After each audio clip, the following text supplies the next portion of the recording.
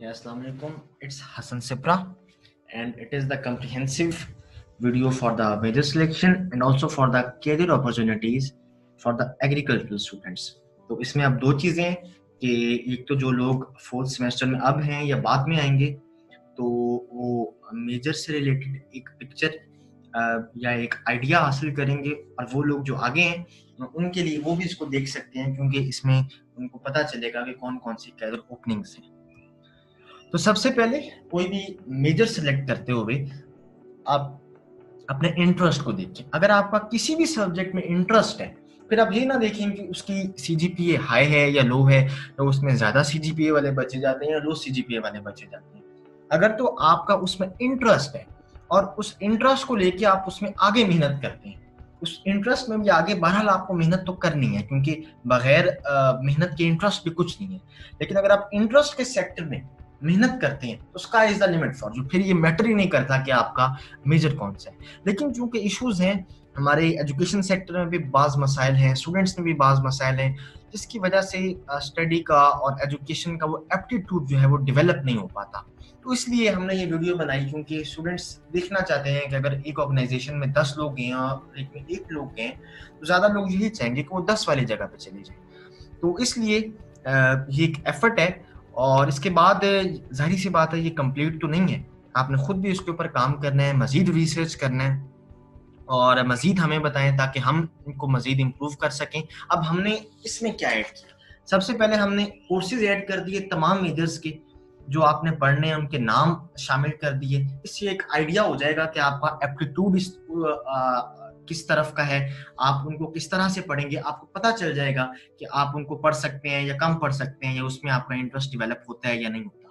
फिर government sector में जितनी अपॉर्चुनिटीज है उनके नाम लिख दिए और बाज जगह पे बाकायदा एडवर्टाइजमेंट शामिल कर दी ताकि एक आइडिया हो जाए और एक पिक्चर मिल जाए कि किस तरह से गवर्नमेंट सेक्टर में अपॉर्चुनिटीज हैं। इसके अलावा प्राइवेट सेक्टर की अपॉर्चुनिटीज को शामिल किया है हर मेजर में। उसमें हमने ऑर्गेनाइजेशंस के नाम जो हैं वो इंटेंशनली शामिल नहीं किए। अगर आप लोगों को नाम चाहिए होंगे तो आगे हम सोशल मीडिया अकाउंट्स हैं हमारे, उस पर रब्ता करें, उनके नाम भी आपको मिल जाएंगे। इसके अलावा जो स्टूडेंट्स हायर स्टडीज में इंटरेस्टेड हैं, जो आगे जाना चाहते हैं, पीएचडीज में एक्सेल करना चाहते हैं, उसमें अगर मजीद जो ओपनिंग्स हैं हमने वो भी लिख देंगे, कहाँ कहाँ एक्सेल किया जा सकता है, काम किया जा सकता है।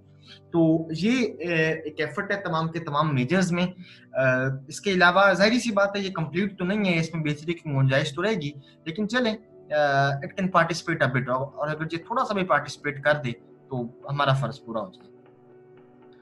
तो मजीद अगर आपको कुछ गाइडलाइन चाहिए हो या एडवर्टाइजमेंट्स की या कोर्सेज वगैरह की क्लियर डिटेल्स चाहिए हो तो वो आप यहाँ पे हमसे कांटेक्ट करें, आपको वो हम प्रोवाइड भी कर सकते हैं। और अगर कोई क्वेश्चन भी हो तो कोशिश की जाएगी कि तमाम के तमाम क्वेश्चंस को जो है वो टैकल किया जाए। तो यहाँ पे कांटेक्ट करें आप हमसे, बाकी मेहनत करें, और मेहनत का कोई भी जो है वो निमल बदल नहीं होता। दुनिया में जिन्होंने भी तरक्की की है उन्होंने मेहनत की है। अगर कहीं आपका इंटरेस्ट या आपका एप्टीट्यूड आपका प्रोफेशन नहीं भी बन सका तो आप अब उसे प्रोफेशन समझें, उसमें काम करें, किताबों की दुनिया से निकल के काम करें, किताबें भी पढ़ें, नॉलेज स्किल हर चीज का बैलेंस लेके चलें, काम करते जाएं। और जो लोग इस तरह से काम करते हैं, मेहनत करते हैं, वो तरक्कियों के मनाजिल पे पहुंचते हैं। आपने घबराना बिल्कुल नहीं है, सिर्फ काम करना है और करते जाना है। वीडियो स्टार्ट करते हैं जिससे आपको एक आइडिया मिलेगा और hope so it will be beneficial for you. दुआ में याद रखिएगा। Let's start. जी, तो अब इसका दूसरा पार्ट स्टार्ट करते हैं जिसमें जो बाकी मेजर्स हैं उनको कवर किया जाएगा। ये ब्रीफ सा दोबारा इंट्रोडक्शन आ गया है। अब हमारा जो पहला डिस्कशन पॉइंट है वो हॉर्टिकल्चर है। इसमें मेरा ख्याल है कि फ्लावर्स, फ्रूट्स और वेजिटेबल्स को पढ़ा जाता है। तो ये उसके कोर्सेज हैं जो आपने पढ़ने हैं, इनको डिटेल से देख लें।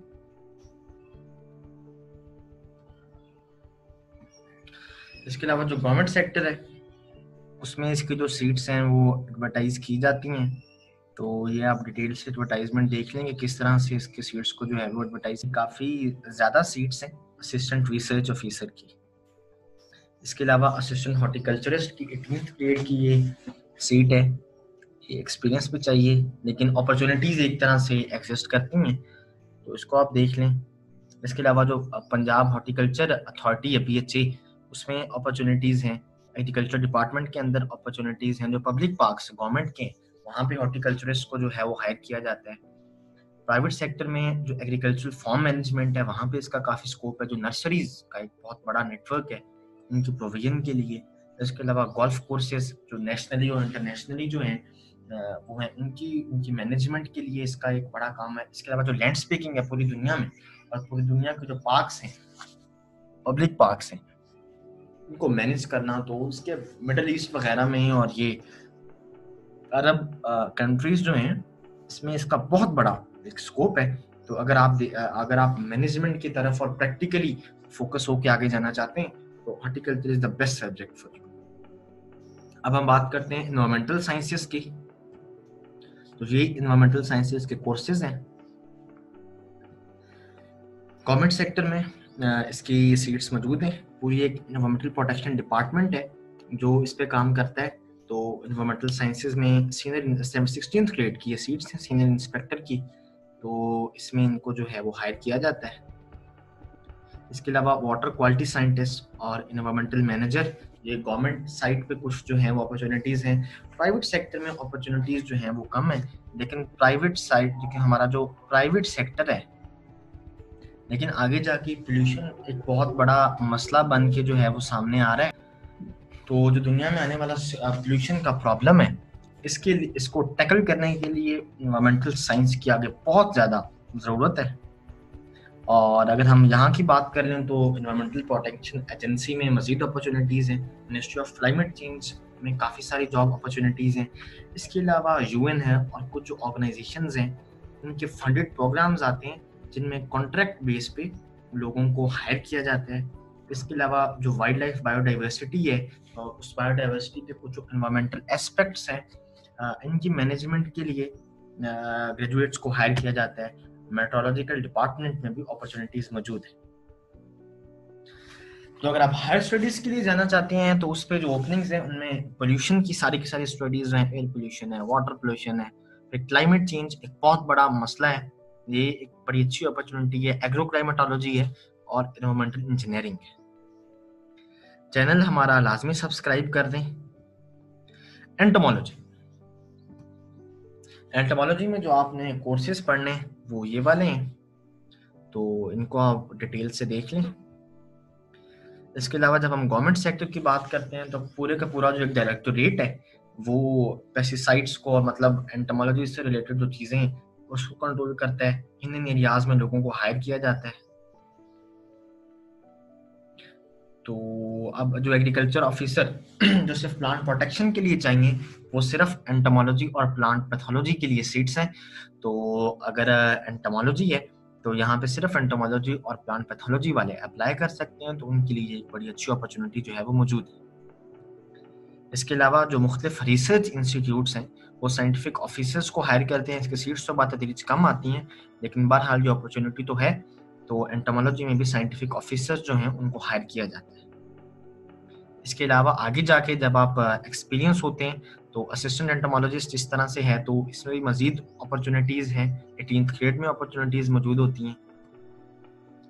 इसके अलावा अब ये जो एडवर्टाइजमेंट है ये शायद क्लियर नहीं है, तो अगर आपको चाहिए होगी तो हम ये प्रोवाइड कर देंगे सोशल मीडिया अकाउंट पे। तो कुछ जब चीज़ें थोड़ी प्रॉब्लम आ जाए, जिस तरह से अब लॉकस्ट का कंट्रोल है, तो कुछ इस तरह से जब चीज़ें आ जाएं तो मुख्तलिफ लोगों को हायर किया जाता है। तो उन उसको टैकल करने के लिए, जिस तरह आजकल लोकस्ट का प्रॉब्लम आया हुआ है, तो ये एक बड़ा अच्छा, यानी 100 पोस्ट जो है वो एंटोमोलॉजिस्ट के लिए वो एडवर्टाइज की गई हैं।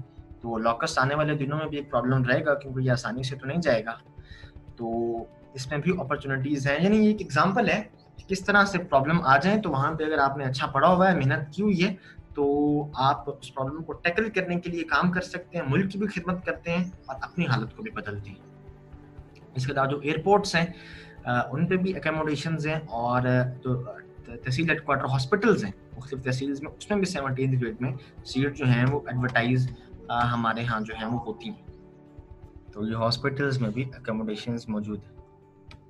जब हम प्राइवेट सेक्टर की बात करते हैं तो फार्म कंसल्टेंसी जो है, क्योंकि आप जो इंसेक्ट हैं किसी से पूछ के तो नहीं आते, तो इसमें भी ज़रूरत रहती है वर्ल्ड वाइड भी, पूरे पाकिस्तान में। इसके अलावा पेस्टिसाइड इंडस्ट्री, बड़ी इंडस्ट्री है पाकिस्तान की, उसमें भी ग्रेजुएट्स को हायर किया जाता है। फार्म मैनेजमेंट है, इसके अलावा रिसर्च एंड डेवलपमेंट में मुख्तलिफ जो सेक्टर्स हैं, पेस्टिसाइड है या जो दूसरे सेक्टर हैं, उसमें भी जो ग्रेजुएट्स हैं उनको हायर किया जाता है। माइक्रोबायोलॉजी, तो इसके कोर्सेस देख लें, माइक्रोबायोलॉजी के जो आगे जाके पढ़ने होते हैं। इसके अलावा गवर्नमेंट सेक्टर में अभी तक उस तरह से उतनी अपॉर्चुनिटीज़ नहीं आई जितनी होनी चाहिए, लेकिन प्राइवेट सेक्टर में अपॉर्चुनिटीज़ हैं। इसमें फार्मास्यूटिकल कंपनीज़ में, फूड कंपनीज़ में, जो मेडिकल लेबॉर्ट्रीज में माइक्रोबायोलॉजिस्ट की हमेशा से ज़रूरत जो है वो रही है। और मेडिकल लैब को अगर आप ओन करना चाहते हैं तो इसमें भी अपॉर्चुनिटीज़ हैं। अब्रॉड में इसमें बेइंतहा अपॉर्चुनिटीज़ हैं। इसके अलावा जो फॉरेंसिक साइंस एजेंसीज मुख्तलिफ जगहों पे हैं, वहाँ भी हैं। और अगर आप हायर स्टडी के लिए जाना चाहते हैं तो it is a very good subject. इसमें आप इम्यूनोलॉजी में शिफ्ट कर सकते हैं, वायरोलॉजी है, बैक्टीरियोलॉजी है। तो ये बेसिकली एकेडमिक्स का सब्जेक्ट है। और इसमें एक चीज़ और है कि अगर आप एजुकेशन की तरफ अपना ज़हन रखते हैं तो यहाँ पे भी आपको बायोलॉजी का इक्विवेलेंस मिल जाता है। तो आप एज लेक्चर कॉलेज के लेवल पे भी और स्कूल के लेवल पे जा सकते हैं। तो एग्रीकल्चर एक्सटेंशन, ये वो सब्जेक्ट्स हैं जो एग्रीकल्चर एक्सटेंशन में आपने पढ़ने होते हैं। तो गवर्नमेंट सेक्टर में जो डायरेक्टोरेट जनरल एग्रीकल्चर है, ये इन एरियाज में काम करता है जहाँ पे ग्रेजुएट्स को हायर किया जाता है। इसके अलावा जो डायरेक्टरेट ऑफ एग्रीकल्चर इंफॉर्मेशन है, इसमें भी एक्सटेंशन वालों को जो है वो हायर किया जाता है। प्राइवेट सेक्टर में इसमें जो एनजीओज काम कर रही होती हैं रूरल डेवलपमेंट के लिए, फंडेड प्रोग्राम्स होते हैं, वहाँ पे हायर किया जा सकता है। जो कम्युनिकेशन डिपार्टमेंट्स हैं उनमें इनको हायर किया जाता है। इसके अलावा जो ह्यूमन रिसोर्स मैनेजर है, बहुत सारे जगहों पे काम किया जा सकता है। तो प्राइवेट की पूरी एग्रीकल्चर इंडस्ट्री है, उसमें रिसर्च एंड डेवलपमेंट के लिए, चीज़ों को डिसेमिनेट करने के लिए यहाँ पे काम किया जाता है। इसके अलावा एग्रीकल्चर ऑफिसर की जो है वो एक जॉब जो है वो मौजूद है। इसके अलावा अगर आप हायर स्टडीज़ के लिए जाना चाहते हैं तो इसमें सोशियोलॉजी है, जर्नलिज्म है, मैस कम्युनिकेशन है। इन एरियाज में जाके आप जर्नलिज्म में जा सकते हैं, मैस कम्युनिकेशन में जा सकते हैं। सोशियोलॉजी एक अच्छा सब्जेक्ट है। इसमें सोशल वेलफेयर के डिपार्टमेंट्स हैं उनमें भी काम किया जा सकता है। तो अगर आप इसमें आगे जाते हैं तो चूंकि ये एक सोशल साइंस टाइप है तो इसमें भी काफ़ी सारी जो अपॉर्चुनिटीज़ हैं उनका दरवाज़ा खुला है। चैनल हमारा आपने लाजमी सब्सक्राइब कर देना है, क्योंकि अगर आप सब्सक्राइब करेंगे तो ये हमारे लिए एक मोटिवेशन होगी। तो आपकी सपोर्ट से हम इस तरह की जो एकेडमिक वीडियोस हैं या जो मोटिवेशनल वीडियोस हैं उनको टाइम बाय टाइम हम अपलोड करते रहेंगे। जो प्लांट ब्रीडिंग एंड जेनेटिक्स,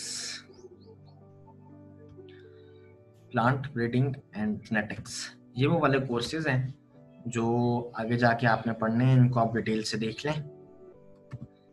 इसके अलावा जो डायरेक्टोरेट जनरल एग्रीकल्चर रिसर्च में काम करता है, जिस तरह ये provision of seed of new varieties on limited scale है, तो इस पे भी काम किया जा सकता है। लेकिन ये रिसर्च वाला सिर्फ प्लांट ब्रीडिंग के नहीं लेंगे, इसमें बाकी चीज़ें भी हैं।